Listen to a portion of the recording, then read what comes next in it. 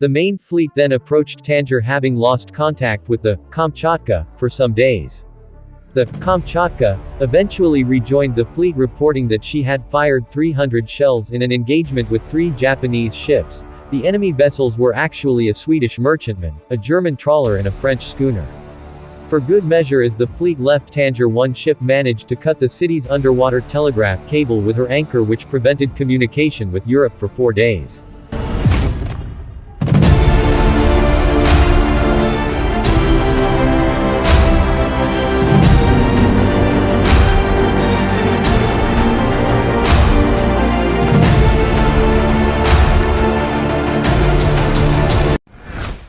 The greatest military failure in history. Hello and welcome to Knowledge TV Facts. Today's video we will talk about the Russo-Japanese War and the failure of Russian Baltic Fleet. But if you like this kind of video, make sure you hit that subscribe button. By the early 17th century, Russia had established its authority over all of Siberia, but its attempts to move southward were consistently blocked by China. Fully engaged in Western Europe and against Turkey during the 18th century, Russia could not press its interests in East Asia. As the settlement of Siberia developed, however, it realized its need for outlets to the sea, and, because China continued to deny it access to the Amur region, it resorted to force toward the end of the reign of Emperor Nicholas I. On the night of February 8–9, 1904, without a declaration of war, the main Japanese fleet, under the command of ADM Togo Haihachiro, took the Russian squadron at Port Arthur by surprise, inflicting serious losses and imposing a blockade on the harbor. Admiral Yevgeny Alekiev was viceroy and first commander-in-chief of the Russian forces in East Asia. Alekiev, though a favorite of the emperor, possessed questionable judgment, and he gave the demoralizing order that the navy was not to risk proceeding to sea. As the result of both powers seeking to expand their empires into Manchuria and Korea, Japan opened hostilities with a surprise attack on the Russian naval base at Port Arthur, now in modern China, on the 8th of February 1904, in which 2 battleships and a cruiser were sunk. In August, an attempted breakout by the Russians resulted in a second defeat at the Battle of the Yellow Sea. The surviving Russian ships were now either contained in Port Arthur, Vladivostok, or friendly ports to which they had fled. In reply to the resounding defeat of the Russian Far Eastern Fleet, the Tsar Nicholas II authorized an unbelievable proposal from his government. 45 ships from the Russian Baltic Fleet would sail 18,000 miles around the world from its bases in northern Europe, defeat the Japanese navy and relieve Port Arthur, thus bringing about a swift end to the war, as Japan relied on her navy to support her land forces. In 1904, Russia was a backward country. In terms of geographical area, it was the largest nation in the world, and the Tsar ruled over an empire which spanned Eastern Europe and Asia, incorporating many different races. On paper, Russia was a major military power. In reality, her armies were poorly equipped and trained, and as a naval power she was third-rate despite expanding the size of her navy to rival that of other European powers. Russian power was certainly overestimated by other countries. The Japanese had been unable to secure the complete command of the sea because the Russian naval squadrons at Port Arthur and Vladivostok made sorties, and both sides suffered losses in the ensuing engagements. Meanwhile, the Russian government decided to send the Baltic Fleet all the way to the Far East under the command of Admiral Zinovy Petrovich Rozhestvensky to link up with the Pacific Squadron at Port Arthur, upon which the combined fleets would overwhelm the Japanese navy. The Russian Baltic Fleet, having spent the whole summer fitting out, sailed from Liepaja on October 15, 1904. Off the Dogger Bank, in the North Sea, on October 21, several Russian ships opened fire on British trawlers in the mistaken belief that they were Japanese torpedo boats, and this incident aroused such anger in England that war was only avoided by the immediate apology and promise of full compensation made by the Russian government. At Nasi Bay, near Madagascar, Rozhestvensky learned of the surrender of Port Arthur to Japanese forces and proposed returning to Russia. But, expecting naval reinforcements, which had been sent from the Baltic via Suez early in March 1905 and which later joined him at Cam Ranh Bay, Vietnam, he decided to proceed. Because of its geography, Russian naval activity was split between 3 operational areas: the Far East, the Baltic and the Black Sea. Russian naval operations in the Black Sea were restricted under several international treaties which hindered the development of Russian naval ambitions.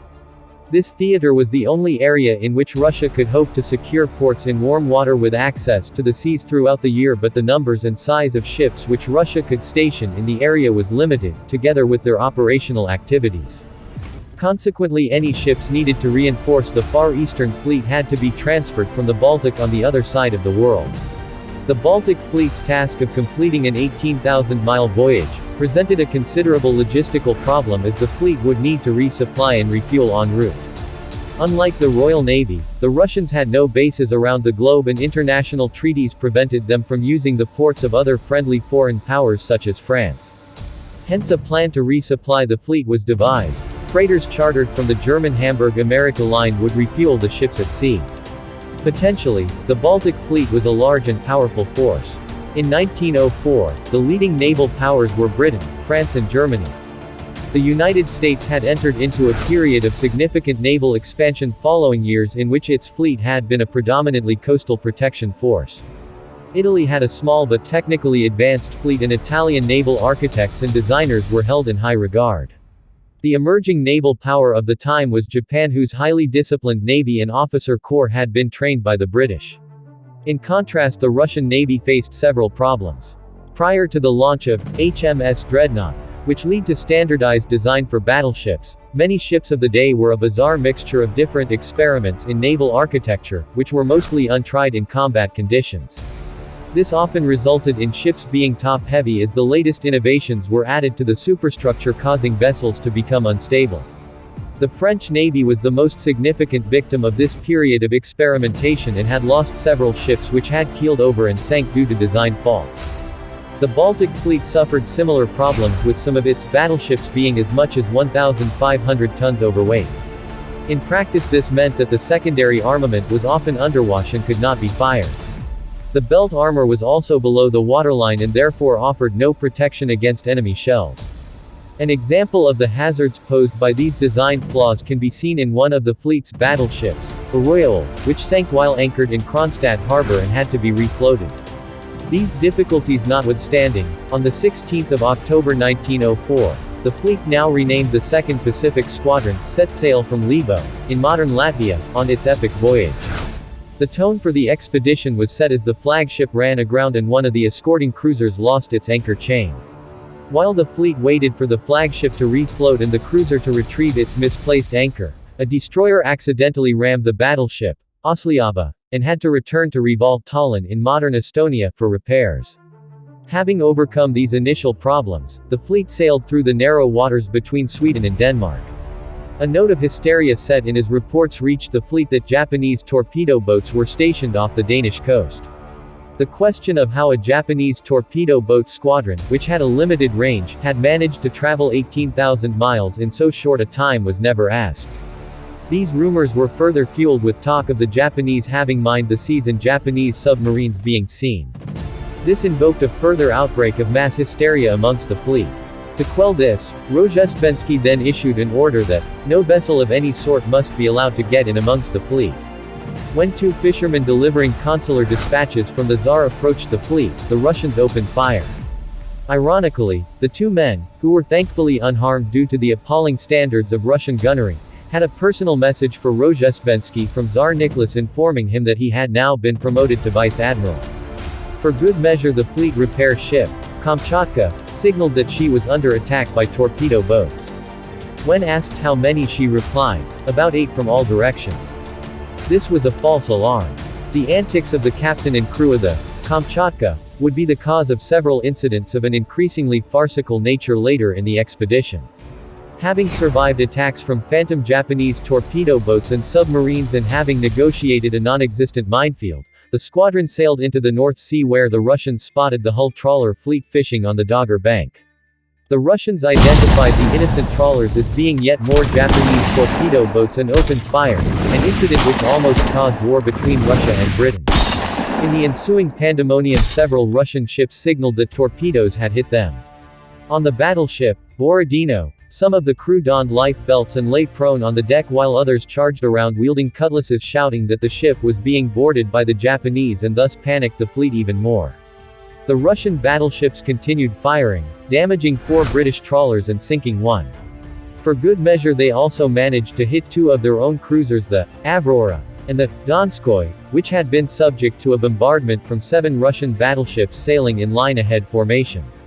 The following morning revealed a night of madness caused by mass hysteria amongst the Russians. Fortunately for the British trawlers, and the 2 Russian cruisers, Russian gunnery was so bad that damage had been kept to a minimum. For example, the battleship, Arroyo, had fired over 500 shells without hitting a thing.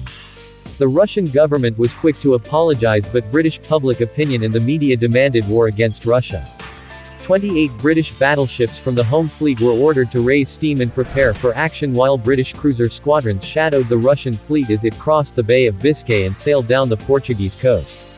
Nearing Vigo, Rozhestvensky was ordered to dock and leave behind the officers who had been responsible for attacking the British trawlers.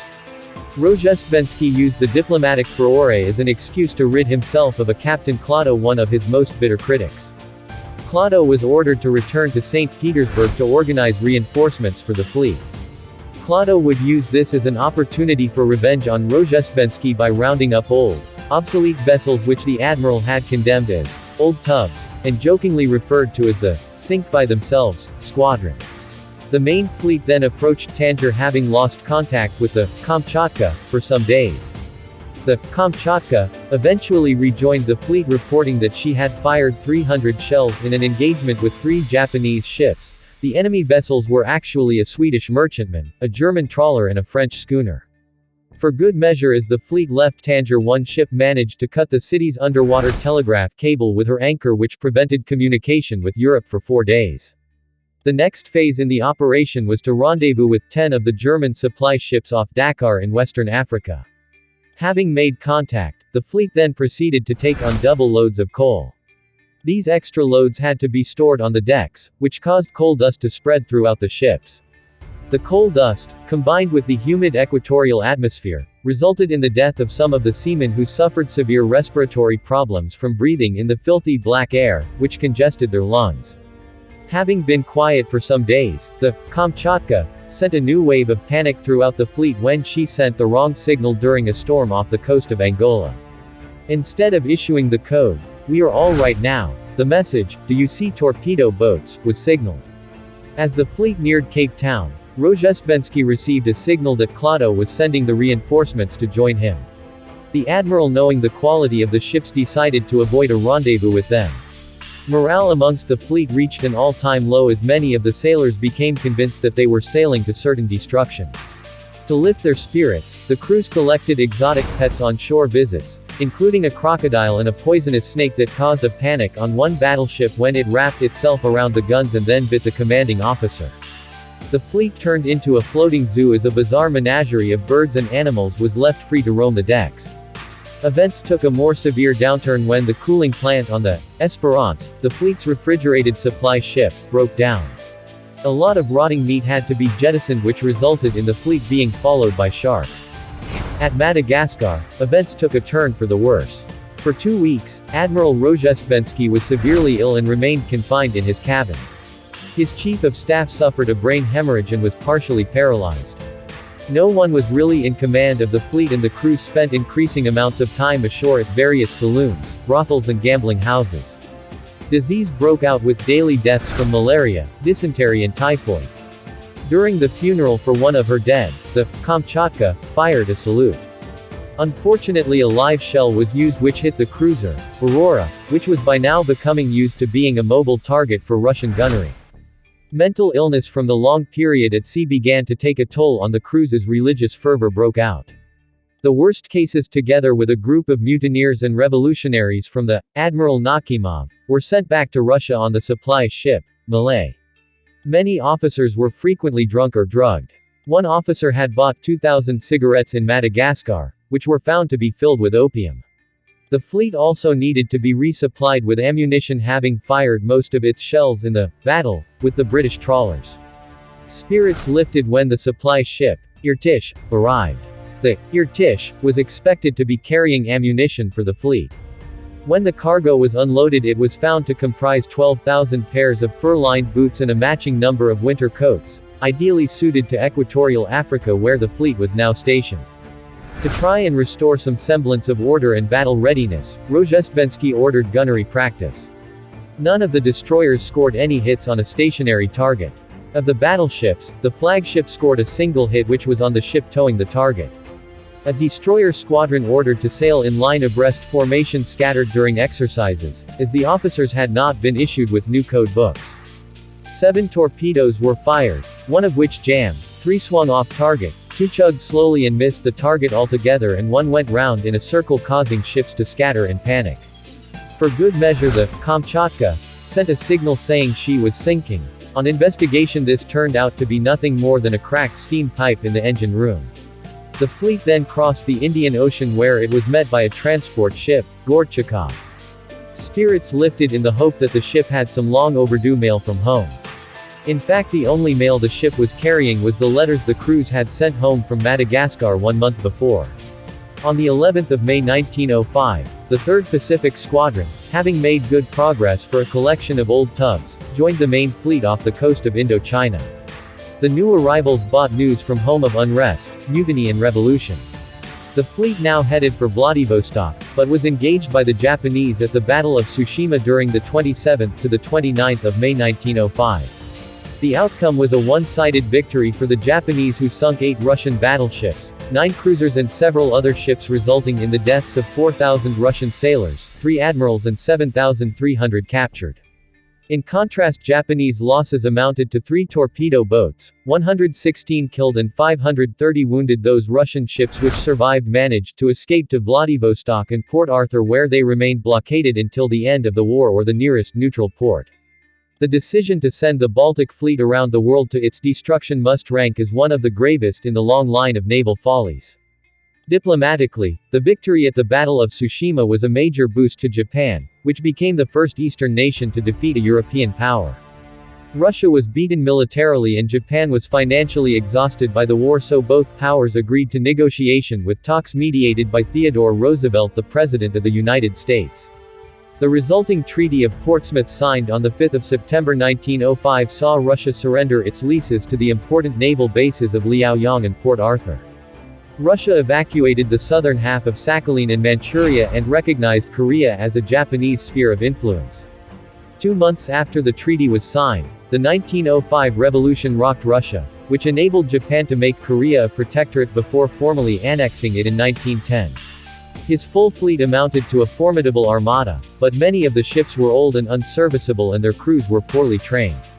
Early in May, the fleet reached the China Sea, and Rozhestvensky made for Vladivostok via the Tsushima Strait.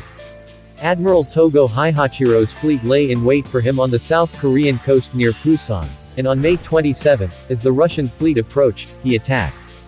The Japanese ships were superior in speed and armament, and, in the course of the 2-day battle, 2/3 of the Russian fleet was sunk, 6 ships were captured, 4 reached Vladivostok, and 6 took refuge in neutral ports. It was a dramatic and decisive defeat. After a voyage lasting 7 months and when within a few hundred miles of its destination, the Baltic fleet was shattered, and, with it, Russia's hope of regaining mastery at the sea was crushed. As for Admiral Rozhestvensky, he didn't follow a naval tradition and go down with his ship, but survived the war only to commit suicide.